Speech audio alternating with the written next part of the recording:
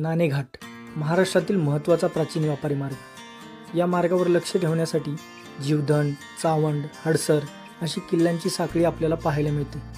या परिसरात अजूनही घाटवाटा लोकांनी त्यांच्या सोयीनुसार बनवलेल्या पाहायला मिळतात, जसं की बोरांड्याचं दार, घोडेपाण्याची नाळ, विठ्ठ्याचं दार, ढाकोबा शिखराजवळील दाऱ्या घाट, आव्हानात्मक असा खुटेदार, डोणीदार अशा एक से बडकर एक भन्नाट घाटवाटा।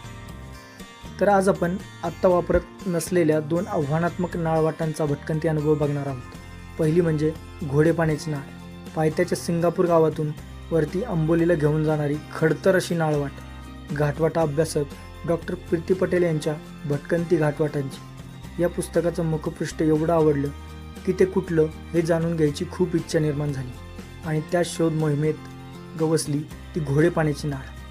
आणि तो नजारा, याची देही याची डोळा ही भन्नाट भटकंती करत पाहायला मिळाला।